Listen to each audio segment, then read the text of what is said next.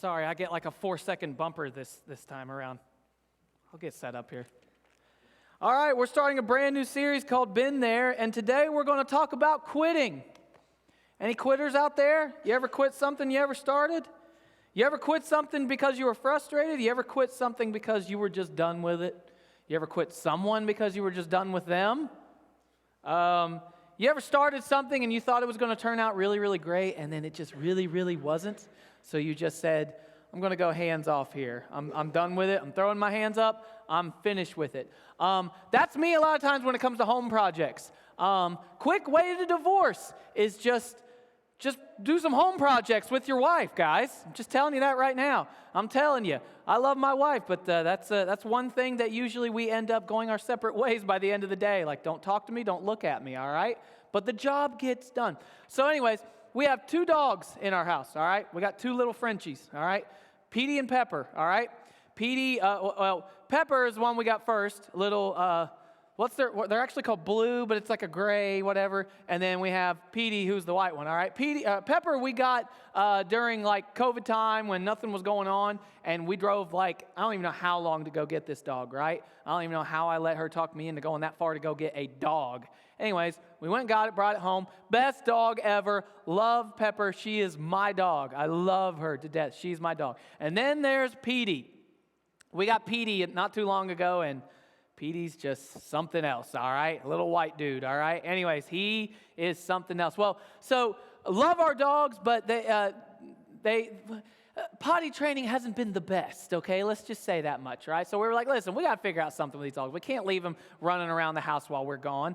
But we feel bad putting them in a kennel or whatever during the day. I don't know. So we were trying to figure something else. Well, in our downstairs, we have a little room off to the side, and we thought, man, that's the perfect place. We'll build a little area where that can be their place. They can roam around, whatever. So we put all this effort into it. We didn't want to get like a baby gate that you have to like move and get out of the way and stuff like that. We want just one of those ones you can just move. So we bought this real nice, like the ones that like pull out, like roll in and pull out or whatever, and it's like made of some kind of fabric. I don't know what it is. Anyways, I thought, that'll be good, right? Let's get one of those. So we get one of those, and I'm going to install it, right?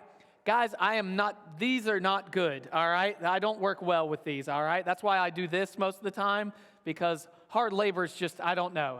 I keep these smooth for the ladies, you know what I mean? So, not good at it, right? So anyways, I'm trying to put this thing together, and it is just a pain. I don't know why I can't figure it out, but I'm looking at the instructions left, right, up and down. I'm having issues with it.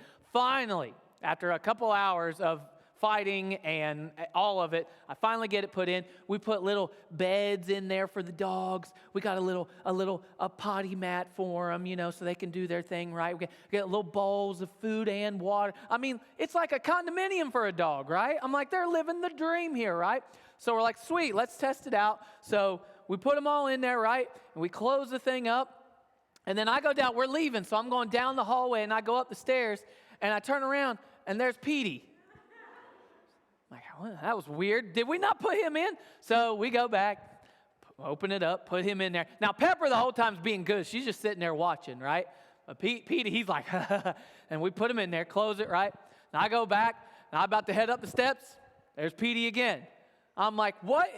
Is he Houdini? Like, what is happening here? So I'm like, I got to see what's happening. So we put him in it, and it just gives him the worst anxiety, apparently. So we put him in there, and he's just like strung out, right? And I close the thing, and I watch him. There's just, if there's even a crack, I'd be surprised, down at the bottom of this thing. And he literally, because it's tight, it's on there tight. And I watch him, and he is like stretching his face out to get under that thing and finds his way. Somehow, he squeezed his fat body underneath that thing and gets out of it and pops right out of it, right? And the whole time that's happening, Pepper's behind him like, I'm not doing that. Like, I'll chill here. I have no problem with being in here. But he will not do it, right?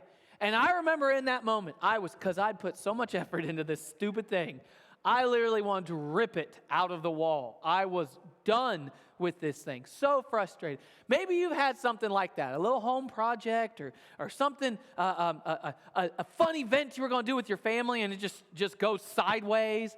Maybe it was a relationship that you got into or some people that you were going to be friends with and you thought this is going to be the best and boy, it just blew up in your face. Or maybe it was a job. You thought this is my dream job. This is the thing I always wanted to do. But then you maybe messed something up and now you're in this situation. You're like, I should have never done this. I should have just stayed where I was at. We have a lot of things that we start and a lot of things that we have all this excitement about and we think it's going to be great and it's going to be wonderful. And then sometimes things don't go our way. Or sometimes we trip up and we fall and we are the ones who complicate things. And we tell ourselves, you know what? I give up. I give up. I'm not doing that anymore. I quit. A lot of times we find ourselves quitting.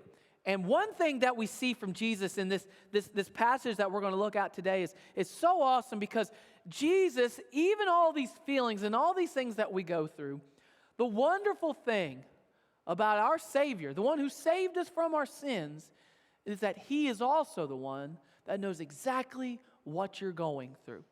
This is the beautiful thing about Jesus, right? There's a passage in Hebrews, and the writer was talking about this idea of who Jesus was, and he was trying to relate to the readers who he was. And so he was describing Jesus as a priest. He was describing Jesus as the one that would represent, instead of just being a friend, he was truly the representation of God for us. And he calls him the high priest, right? And here's what he has to say about Jesus when it comes to us relating to Jesus. Because I don't know about you, but when I look at Jesus sometimes, I'm just like, I mean, of course, he was perfect, but like, I'm not going to reach that standard. Like, do you really think you're going to be Jesus? I'm not going to be Jesus. Like, I get discouraged sometimes because you see him and you're like, I know that's what I'm supposed to be, but come on, man. Let's talk reality here, right? Look at what the writer of Hebrews has to say about who Jesus was. Here's what it has to say. In Hebrews chapter 4, verse 14, it says, "So then, since we have a great high priest who has entered heaven, Jesus, the Son of God, let us hold firmly to what we believe." It says that this high priest of ours understands our weaknesses. For he faced all of the same testings we do, yet he did not sin. So let us come boldly to the throne of our gracious God. There we will receive his mercy and we will find grace to help us when we need it most. So the writer of Hebrews wanted us to remember, listen, I know that you're going through a pain and you're going through a struggle and you're going through a moment right now and you're in a season that you're not exactly hyped up about and you may be struggling and you may be depressed or you may be sad or you may be lonely or you may feel abandoned or you may feel sick or you may feel lost and you're not really sure, you're angry or frustrated. I want you to know that he knows because he went through it as well. He dealt with those same things. Jesus Christ himself, our high priest, the Son of God, came to this earth, was called Emmanuel because that's who he was, God with us. And he lived this life and went through the same temptations and the same problems and the same issues that we all here in this building and those watching online go through today in 2024. That's why this is relevant. You ever read this and think, wow, what does this mean to me? The whole reason for this is because Jesus went through those same things. And so as we look through this and as we see these stories, remember that Jesus struggled with these same exact things. Too often we go, well, it was Jesus, man. He didn't really have an issue with it. Really? Really? Let me show you a couple things that Jesus shows us in this. I'm going to concentrate on a guy who is really an important figure in Christianity and was a big deal and is really the reason that Christianity, Jesus used as the reason that Christianity is still here today. Why following Christ is still relevant today. His name was Peter. He was one of the disciples, okay? Now, his real name wasn't Peter. His name was Simon, and Jesus called him Peter. But we're going to look at that. There's a reason behind that, okay? There's a reason for that, okay? So here's this guy, Peter. And he was, I would call him probably the self-proclaimed leader of the disciples. I don't know if he was truly the leader, but he kind of made himself that? Do you want to know why he made himself that? Because he was one of the loudest in the room, right? People always just assume that you're going to be a leader because you're loud. Like, I'm just a loud guy, right? Like, I don't have what they call an inside voice most of the time, all right? Couldn't tell you how often something's going on in here and I'm out talking to somebody there and I literally get shushed by everyone out there. Happens all the time, all right? So I'm a loud person. Peter was a loud guy. Not only was he loud, but he was brash, all right? He was going to be straight up with you. He was going to say what he was thinking, even if it was dead wrong, right? He was just that's what he was. And sometimes his mouth got him in trouble. Sometimes his mouth was an issue, right? But sometimes it was needed to be bold, to be up front. You need those people, right? So that was Peter. That's who he was. He was a bold follower of Jesus in everything that he did, right? And so he was with Jesus through all the pains and all the struggles, all the miracles that had happened. He followed Jesus through all of this, right? And so as he was following Jesus, he started getting really confident and letting him know, listen, I would do anything for you. Anything for you. Listen, I would die for you, Jesus. I would die for you. And he's like, okay. So a little later on, they're together. And he's like, listen, Jesus said, I'm actually going to be delivered over to these guys. And guys, I'm going to die. I have to. This is actually prophecy. This is what's going to happen. They're like, not going to happen. Not going to happen. Peter says, I will not let it happen. In fact, I will kill anybody that tries to take you out, Jesus. And Jesus says something to Peter that he couldn't believe. He said, Peter, I want you to know something. Tonight, this very night that you're sitting here telling me you'd die for me and you would kill all these people, you're actually going to deny that you even know me. Not once, not twice, but 3 times. You're going to do it. And when that happens, a rooster's going to crow. And that'll remind you that you did this. And he's like, nope, there's no way. Jesus, that's crazy talk. I would never do that. Have you not heard all the things that I have said to you? Have you not seen all the deeds that I have done for you? I will make sure that happens. So they go to the garden and they see Jesus. He actually is with it's Peter, James, and John, who he was really close to. And he goes out and he says, I'm going to go pray. I'm going to go over here and pray. You guys stand and watch. I'm going to pray. And as he goes to pray, he tells them that his soul is greatly distressed. He says, I'm having a panic attack. I'm to the point of death right now, guys. This is Jesus, the leader, telling his closest friends, I'm freaking out, y'all. I'm losing it right now. And they watch as Jesus goes over into this garden by himself and he starts praying to God. And they hear him say some crazy stuff that they had never heard him say before. They heard him call out to his Father and say, Father, if there's any other way that this whole thing can go down, do that, please. If there's any other way that this whole situation can be solved without me dying and going through what I'm about to go through, do that.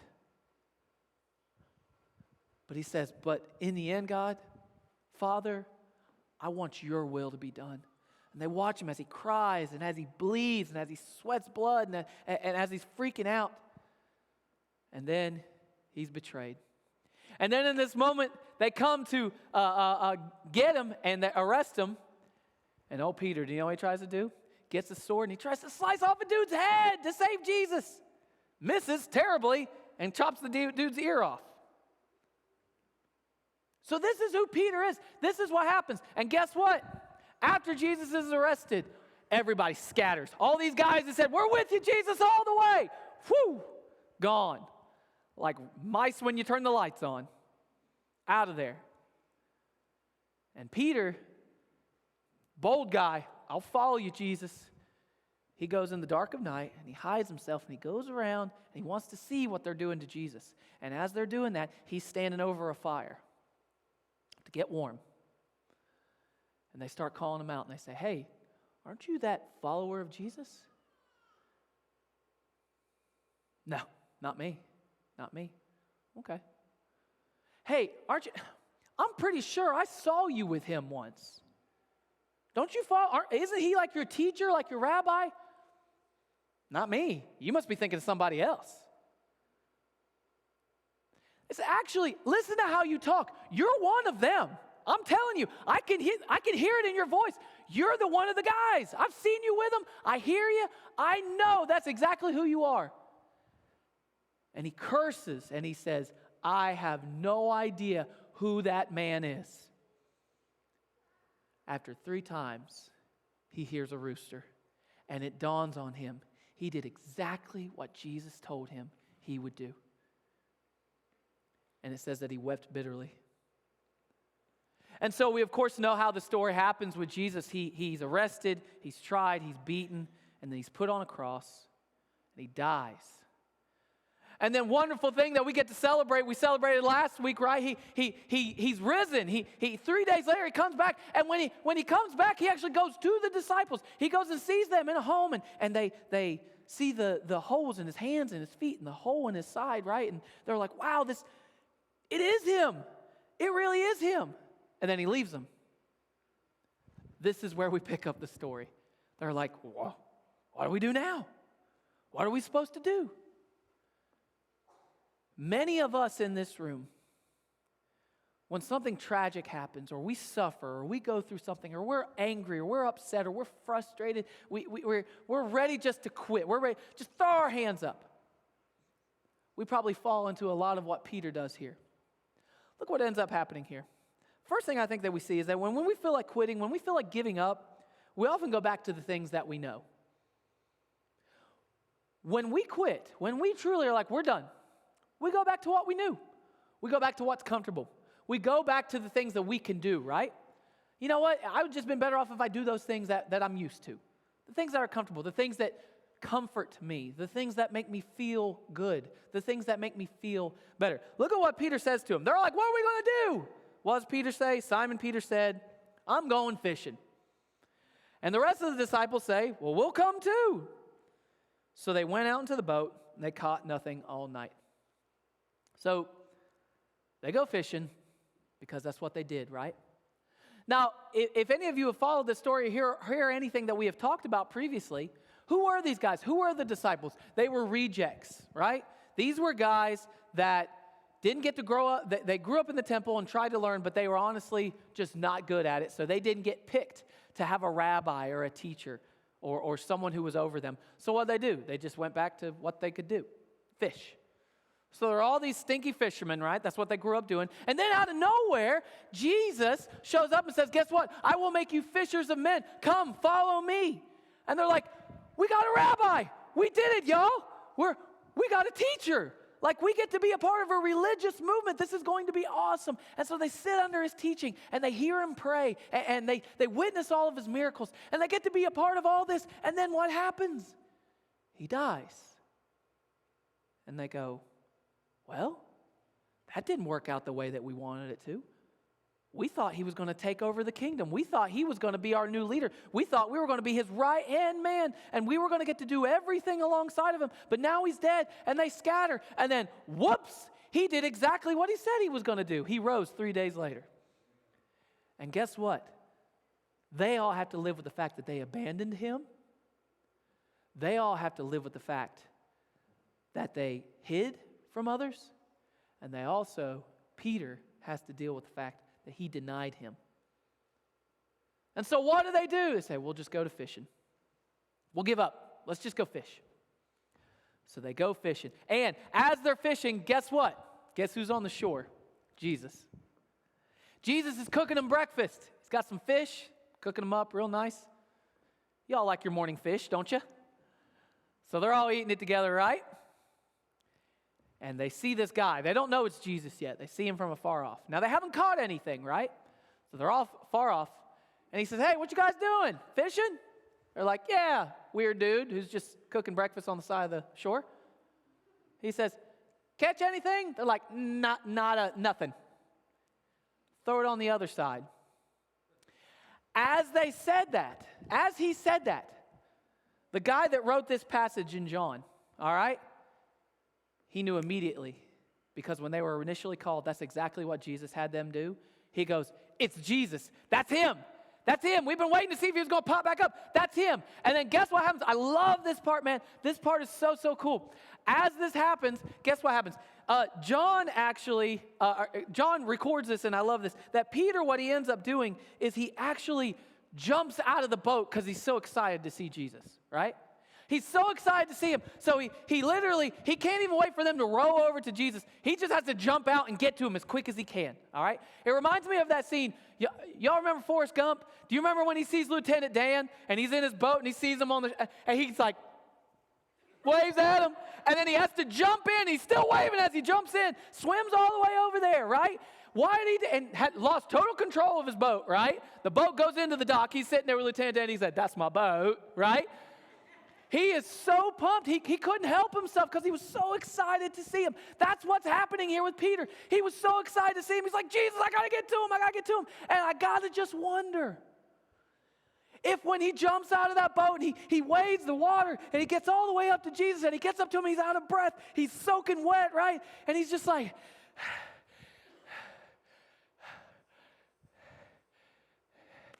hey, Jesus, like, what do you say, right?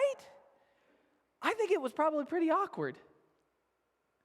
Probably was a little weird. Because it's like, Peter knew what he did. Peter hasn't had a full-on conversation really with Jesus yet at this moment. Yet here they are in this moment, and he's caught them, right? They're back to what they were doing. They were fishing. He's hoping that they're waiting on them, ready for the mission that's in front of them. But they all went out fishing. And now they got to deal with that fact. How many of us go back to what we knew when things get hard and when we feel like quitting? How many of us truly just say, you know what, let me get back in that same mindset that I used to be in, because you know what, it was just easier. You know what, maybe I know that thing that I was doing was right, and it was worth it, and it was a benefit to me, but you know what, I'm just going to quit. No one's going to care. Everybody does it. This is the hard stuff. No one wants to be a part of this. Why don't I just do the things that are comfortable to me? That's where Peter and the rest of the disciples were. When we quit, and when we feel like quitting, we go back to what we knew. And that's exactly what happened. So, as Peter jumps up here and he's with Jesus, the disciples make it to the shore eventually. They all get out. They cook up some fish. They're having breakfast together. They're eating together. They're back with Jesus. They're back with their leader. They're back with their rabbi. And they're all sitting around there eating. And I'm wondering, are they talking with Jesus? Are they asking him questions? Are they amazed? Are they just staring at him? Like, what is happening in this moment? I just wonder. But I wonder if there just has to be this moment where they're like, you know what? Last time we sat down and ate together, he told us of all the things that would happen. And we said, nope, we're not going to abandon you, Jesus. Nope, we're not going to deny you, Jesus. Yet, that's exactly what happened.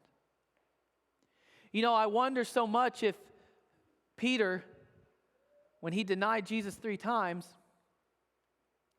the rooster crowed, right? When do roosters normally crow? In the mornings, right? We have one somewhere close to us that I think is slow because he's not, he literally is like, I'm like, it's 12:30, dude. Why are you crowing right now? Right? What is it?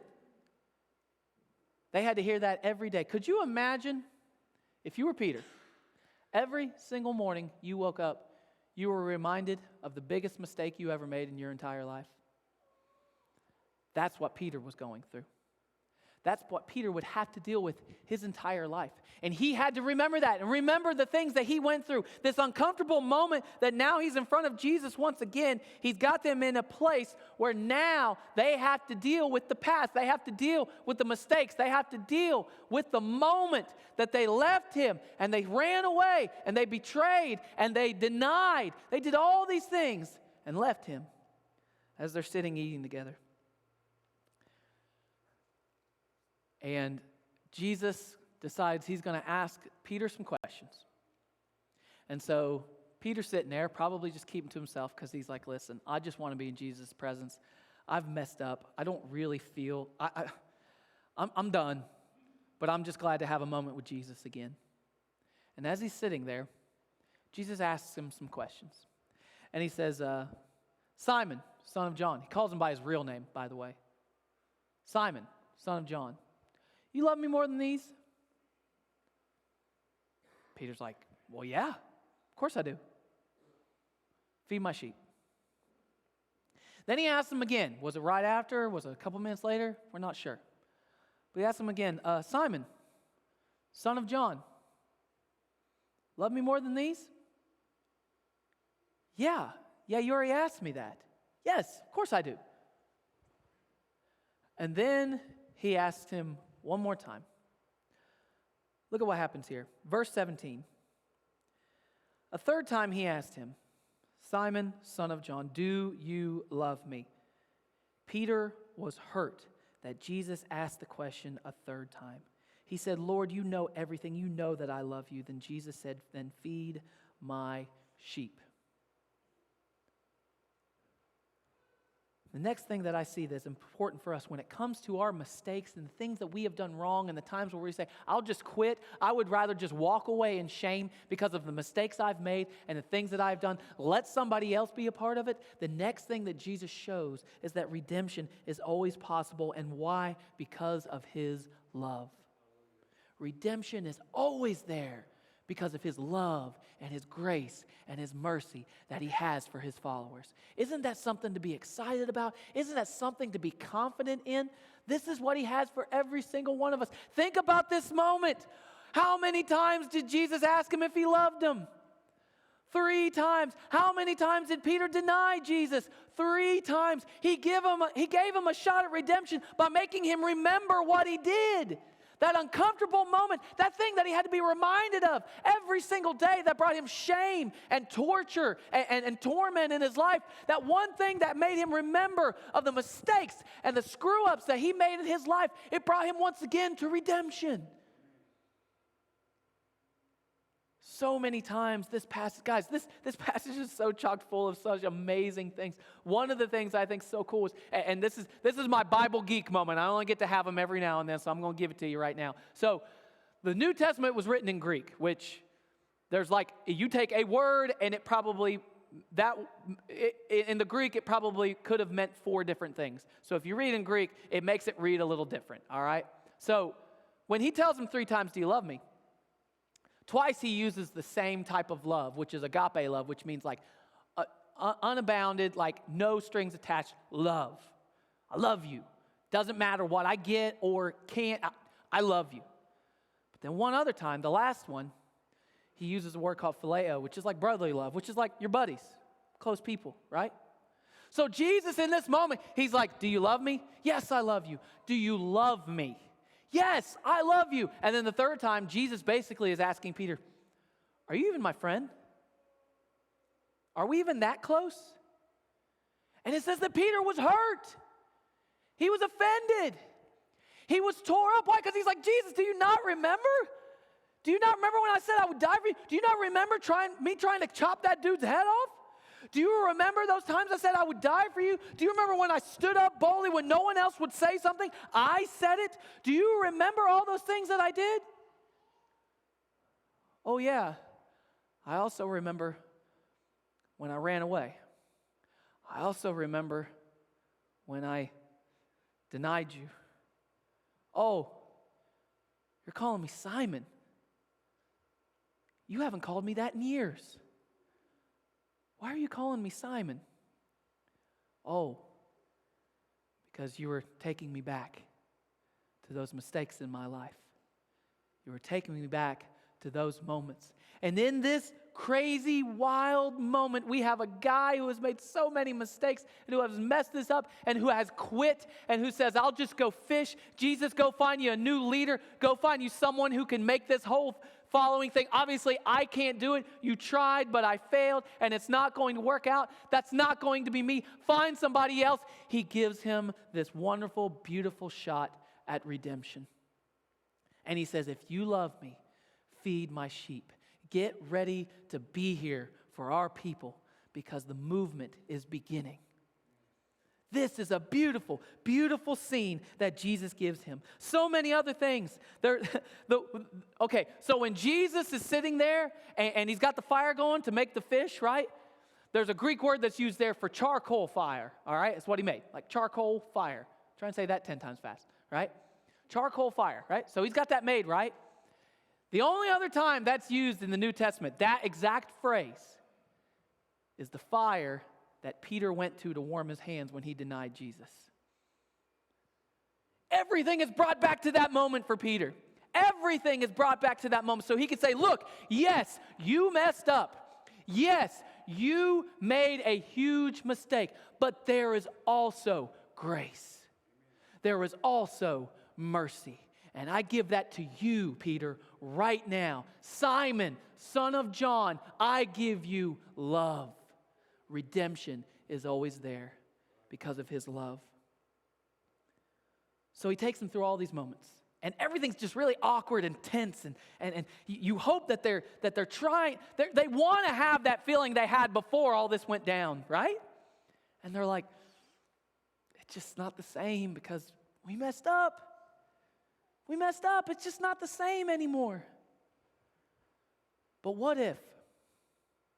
What if there's a chance that the uncomfortable position, the discomfort that we feel, that Jesus may use that to shape us into who he wants us to be?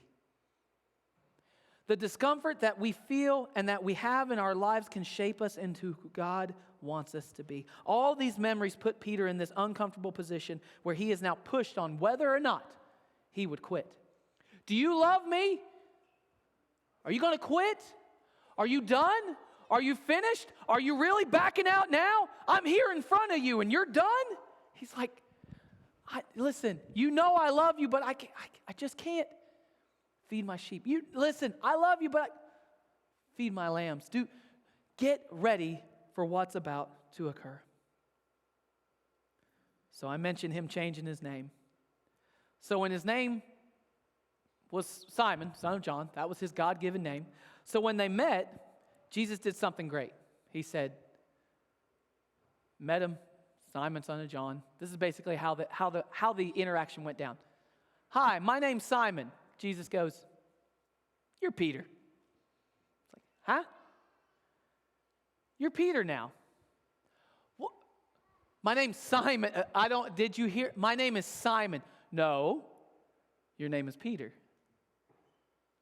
Why did he change his name? Look at this interaction Jesus and Peter have. It's amazing. This is in Matthew chapter 16. Jesus then asked them, but who do you say that I am? Simon Peter answered, you are the Messiah, the Son of the living God.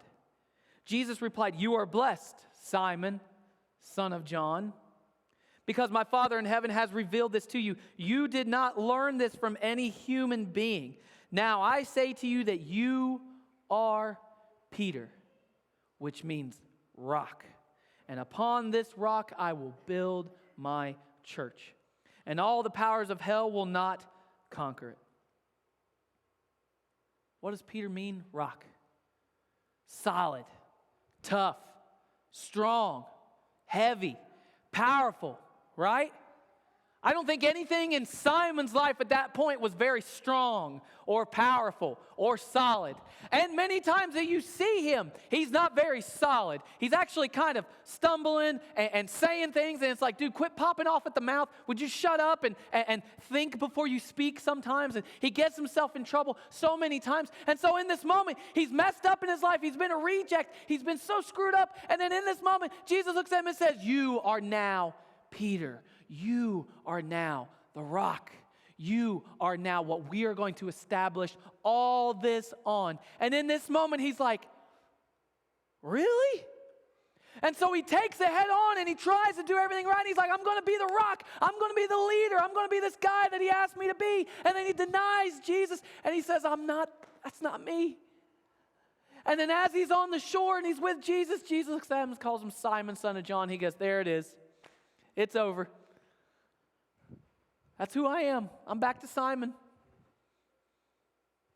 But Jesus says, I want you to remember Simon so that you can be Peter, the rock. I want you to know this morning that many of us live our life telling ourselves that we are Simon no matter what we do, that we are always going to be in that place in our life. And even though you try to get out of it and you try to push forward and you try to live your life the right way and you try to do the right things, or you try to break a season of pain and struggle in your life and you try to work on those things, you just seem to keep quitting and you keep messing up. So you just throw your hands up and say, forget it. I'll go back to what I know. I'll go back to what is comfortable. I'll go back to those things that are comfortable for me. Jesus wants you to know this morning that even though you may be feeling like Simon, you are Peter and you are the rock. This morning, if you put your faith, hope, trust in Jesus Christ, even when you feel like a Simon, you are Peter. You are the rock. Jesus used Peter and the disciples in amazing, powerful ways. But it wasn't because they had it all together. It wasn't because they had all the answers. It was because they put their faith in the one who did. This morning, I want you to know that wherever you're at in your life with those struggles and pains that you may be dealing with, if you are at a place where you will throw your hands up and say, I quit, I'm done, I'm over it, Jesus is telling you, don't. He gives you a shot at redemption. He gives you an uncomfortable position to put yourself in so that you can see that He is shaping you into something. He is working on your life, and He has a purpose and a reason for what He's doing. Because He loves you. He loves you so much that He was willing and did die for you. So this morning, if you would with me really quick, would you just close your eyes and bow your heads? I'm going to ask you 2 questions, then we're going to shut it down.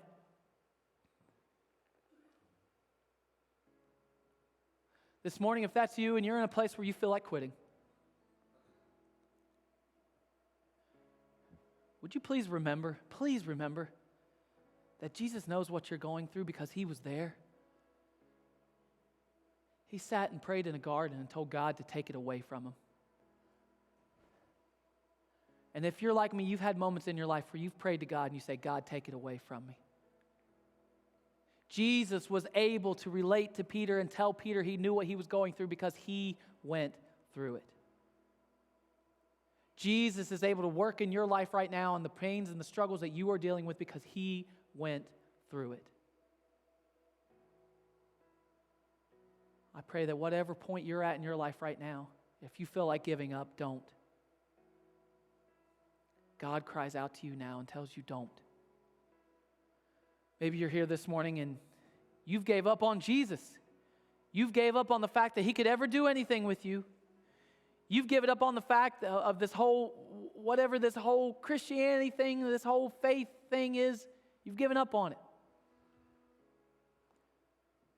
Maybe this morning for some reason something sparked an interest, something in your life and you heard something and you said, I need to do something. I need to change. Maybe this is that time. Whether you're here in this building right now or whether you're watching online, right there where you're at, right there in this moment, you can talk to God and He will give you new life if you call upon His name. It's not always going to be easy. It's not always going to have all the answers. But it starts with trusting in Him. If that's you this morning, all you have to do is pray something like this. You don't have to say these exact words, but just mean what it is you are saying. You can say, God, I know that I'm not perfect and that I don't have it all together, but I know that You gave us Your perfect Son who went through all the pains and struggles and worries and sorrows that I've dealt with in my life so that I could trust in You. Father, forgive me. Take away my sin. Give me new life. Thank You for sending Your Son to die for me. I want to live my life for You.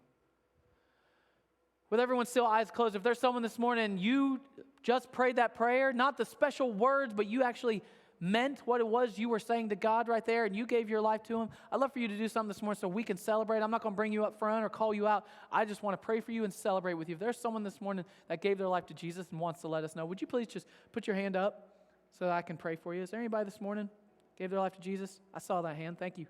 Anybody else this morning gave their life to Jesus, wants to let everyone know? Anybody at all? Would you all celebrate with me this morning that hand that got raised? Awesome. Father, we do just that today. We do celebrate the new life that you give us every single day, even though we want to quit, even though we fail, even though we struggle. God, it is so great to know that we have redemption in your Son, Jesus Christ. Let us be encouraged with that. Let us be challenged by that to be able to move forward in our faith life. We love you so much. We ask all these things in Jesus' name. And amen. Thank you guys so much for being here today. Reach out to us if you have any more questions about next steps on the hub. You guys have a great rest of your Sunday. God bless.